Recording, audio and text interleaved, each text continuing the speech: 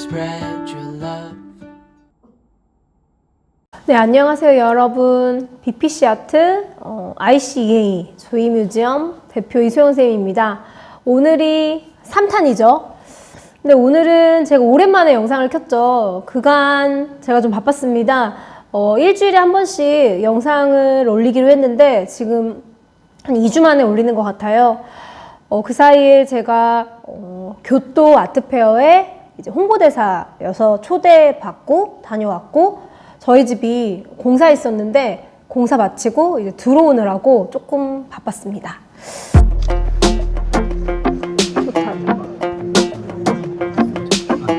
근데 교토 가서도 제가 느낀 점들을 ICA 인스타그램에 올렸었어요.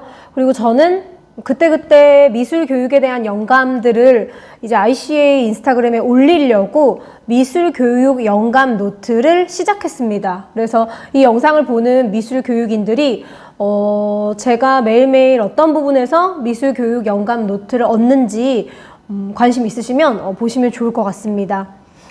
제가 연속해서 2편 정도를 미술 교육 기관이 브랜딩을 어떻게 해야 좋을지, 또 더 나아가서는 미술 교육 기관이라면 꼭 알아야 될 마케팅 깔때기, 이런 것들 알려드렸죠.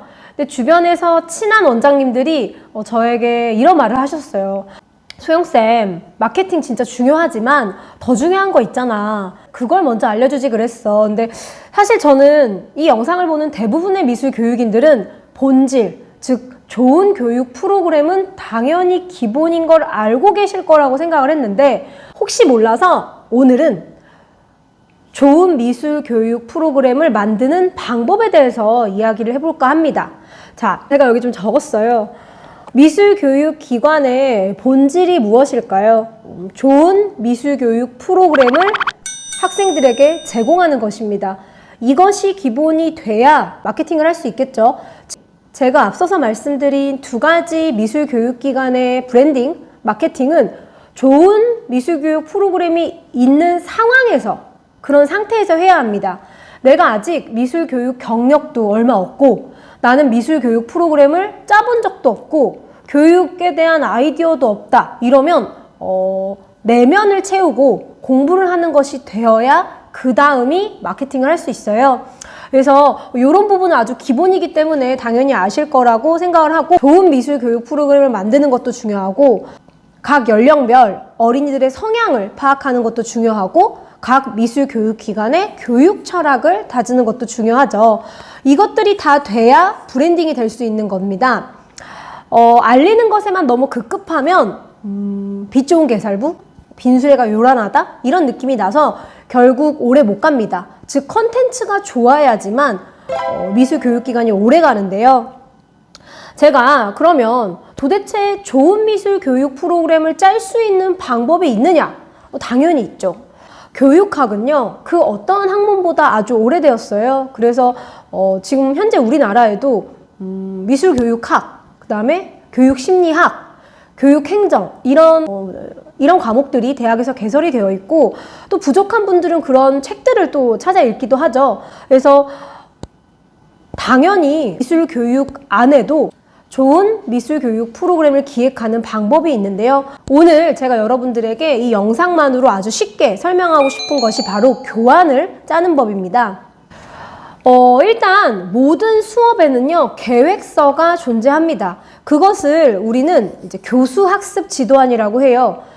공교육 선생님들은요, 교수학습 지도안을 상당히 잘 기획하십니다. 이것이 없으면 공교육에서는 교육이 이루어지지가 않아요.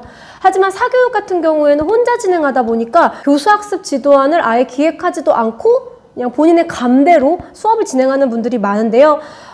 이러면 안 됩니다.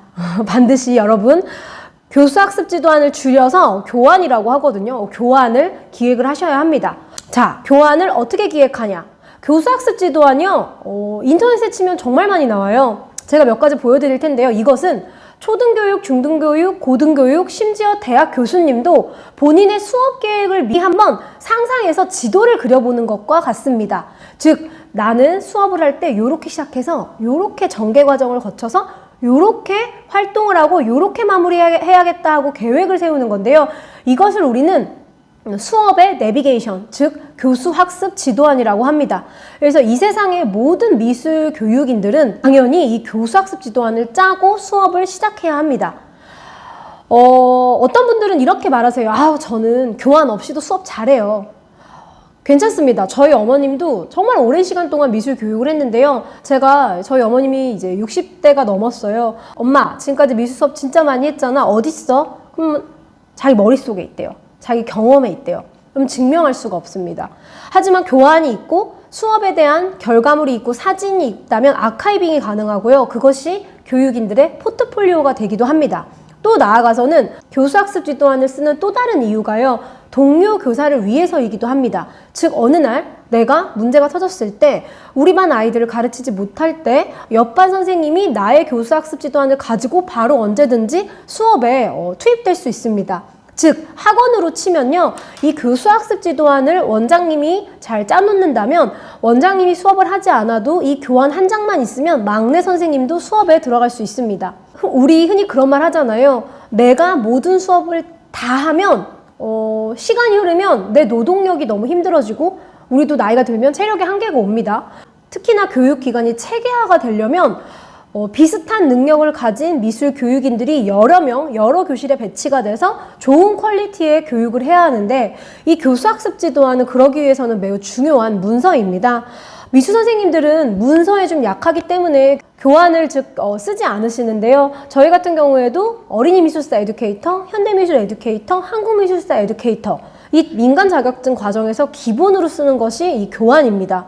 교환을 쓴다라는 것은 글솜씨를 뽐내는 게 아니라 적어도 나라는 교육인이 어떻게 이 수업을 운영해 나가고 계획하는지를 보는 거거든요. 그래서 상당히 중요합니다. 그리고 이 교환을 아주 잘 쓴다면 좋은 프로그램을 잘 짜는 능력을 꾸준히 갖출 수가 있어요.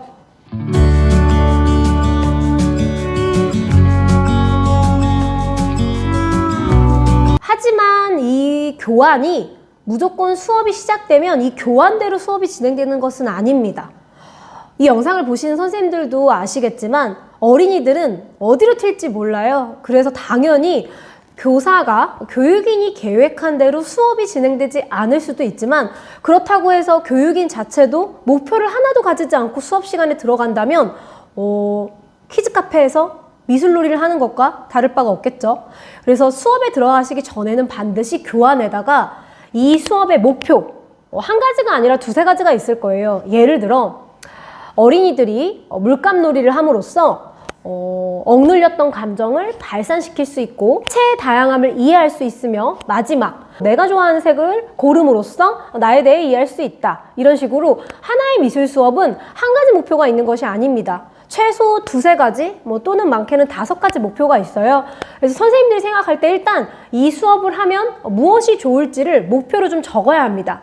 대부분의 미술 수업의 목표는 정답을 이야기한다거나 암산을 한다거나 이런 것들이 아니죠. 그래서 보이지 않는 어떠한 다양한 아이들의 마음의 힘 혹은 감정 표현 이런 것들이 돼도 됩니다. 그래서 수업 목표를 먼저 적으시고요. 두 번째는 이 수업을 위해 내가 준비해야 되는 것들 이런 것들 적으시고요. 미술 수업이라는 것을 서론, 본론, 결론으로 이야기한다는 것은 너무 결과 중심적이잖아요. 그래서 보통 교수학습 지도안을 보면 도입, 전개, 활동, 마무리 이렇게 진행이 됩니다. 여러분들이 미술교육학 논문을 보시면 대부분 다 도입, 전개, 활동 이렇게 진행이 되는데 이렇게 진행을 하는 것이 가장 무리가 없다고 봐야 합니다. 그래서 도입 부분에 어떤 식으로 처음 만난 어린이들과 아이스 브레이킹을 할지 아니면 이 수업의 주제를 어떠한 방식으로 전달을 할지 예를 들어 나는 노래를 부르면서 시작을 할지 아니면 명화 작품을 감상하면서 시작을 할지 요즘에 예를 들어 월드컵 기간이잖아요. 그 월드컵의 한 장면을 보여주면서 시작을 할지 도입 부분을 결정하시고 전개할 때는 전개에 해당하는 부분도 자료를 보여줄지 선생님이 예시를 보여줄지 아이가 겪었던 일을 대화할지 활동 부분에서는 미술 표현을 어떤 식으로 진행할지 재료를 어떻게 쓸지 도화지는 무엇으로 정할지 이런 것들을 좀 미리 적어 놓으시면 됩니다. 근데 그 과정에서 아이가 선생님이 하라는 대로 하기 싫어요. 이럴 수 있겠죠. 근데 이건 어떻게 생각하시면 되냐면 교환대로 꼭 하지 않았다고 해서 아이가 수업 시간에 수업에 잘 참여하지 않은 것은 아닙니다. 교육위는 난 이거 개인 활동, 즉 개인 작품으로 완성하려고 했는데 어린이들이 갑자기 선생님 저희 이거 다 연결해가지고 지도로 만들 거예요. 그럼 단체 작품이 될 수 있어요. 아이들은 그 과정에서 협동심이라던가 사회 참여 혹은 대인관계 지능이 향상할 수 있습니다. 즉 교사가 계획한 수업의 목표보다 다른 방향으로 아이들이 향상할 수도 있어요. 왜 여행을 간다고 생각을 해보면 우리가 경주로 여행 가려고 했어요. 내비게이션을 찍고 가는데 고속도로가 막혀서 약간 외진 길로 갔더니 의외의 풍경을 만난다거나 외진 길로 가다가 만난 음식점이 더 맛집이었다거나 즉 내비게이션대로 가지 않아도 목적지까지 가는 방식이 다양하면 의외의 기쁨과 배움을 느낄 수 있죠. 이런 것처럼 수업이 꼭 교육인 입장 교환대로 진행되지 않아도 아이들은 얼마든지 수업 시간 내에 교사와 함께 친구들과 함께 소통을 하면서 나름의 배움을 익힙니다. 하지만 교사마저도 수업의 목표라던가 수업의 도입 전개 활동을 조금 더 예상해 놓지 않는다면 방임이 되겠죠. 그래서 좋은 미술 교육 프로그램을 만드시려면 이 교환에다가 한번 선생님들이 연필을 가지고 좀 예시사항을 좀 써보시는 게 좋아요. 더 나아가서는 연필로 쓴 것들을 타이핑 쳐놓으면 좋습니다. 이유는 여러분들이 했던 수업은 결국에 여러분들의 포트폴리오가 될 것이고 글로 쓰는 연습을 한다면 그것이 여러분들이 블로그에 기록하거나 인스타에 기록할 때 상당히 큰 도움이 될 것이며 나중엔 좋은 교육 기획서가 될 수 있겠죠. 그래서 제가 여기다가 교육 목표, 교육 효과, 상상력이 증진되는 프로그램인지 창의력이라면 유창성인지 융통성인지 독창성인지 정교성인지 아니면 이 미술 수업은 언어 지능이 향상되는 건지 공간 지능이 향상되는 건지 그런 것들을 좀 구체적으로 표시해도 좋고요. 그다음에 주의사항 같은 것도 적어 놓으시면 좋습니다.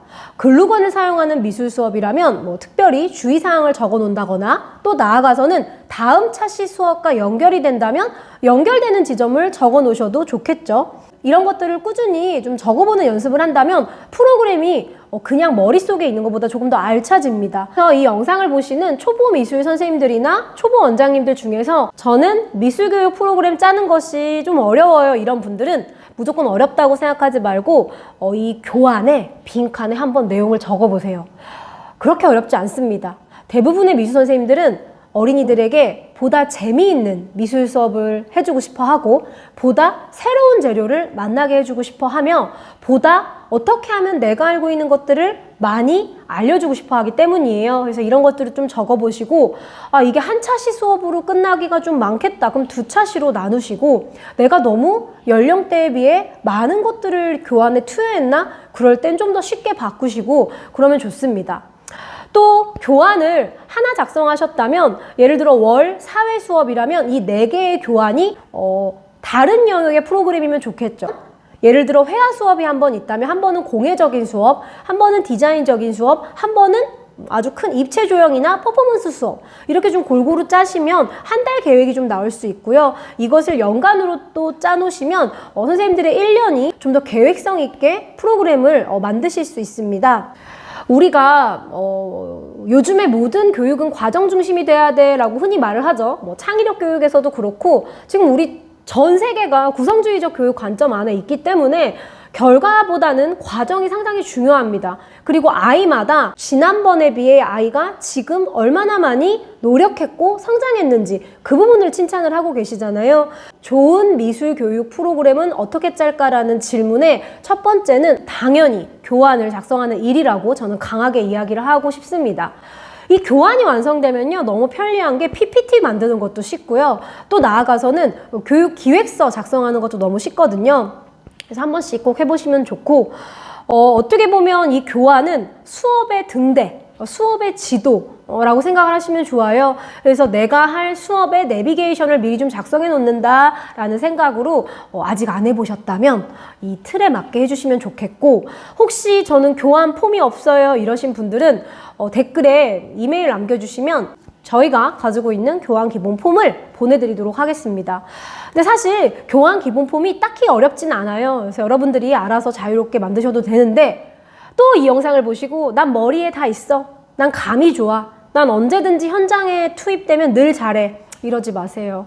생각보다 우리의 뇌는 기억력이 약하고요. 생각보다 문서는 힘이 강합니다. 그래서 여러분들이 수업을 하실 때 누군가가 2년 정도, 3년 정도 여러분들이 미술교육을 꾸준히 하셨는데 당신이 지금까지 짠 프로그램, 미술교육 프로그램 어디 있나요? 그러면 제 머릿속에 있어요. 제 마음속에 있어요가 아니라 여기 문서로 저희는 다 교환을 해놨어요 라고 말하실 수 있는 미술교육인들이 됐으면 좋겠습니다. 이건 역시 누군가에게 보여주기 위해 교환을 자르는 게 아니라요.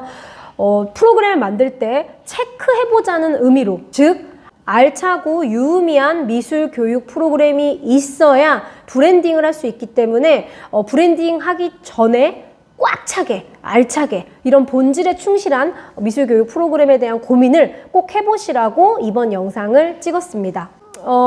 제가 이렇게 일주일에 한 번씩 운영 세미나나 창업 세미나를 영상에 올리고 있는데요. 그 이유는 내년 2월까지는 제가 운영 세미나나 창업 세미나를 안 하고 있기 때문에 좀 조각조각 내서 유튜브에 올려놓는 것이에요. 여러분들 중에 이 영상을 보시고 댓글에 난 이런 부분이 좀 더 궁금하다 이런 분들은 남겨주시면 제가 따로 그 부분을 영상으로 찍어보도록 하겠습니다. 또 나아가서는 하루하루 제가 미술교육인으로 일하면서 느낀 점들을 미술교육 영감 노트에도 올리고 꾸준히 제 개인 유튜브에도 미술 관련 컨텐츠를 올리고 있기 때문에 보시고 좋은 도움이 되시길 바라겠습니다.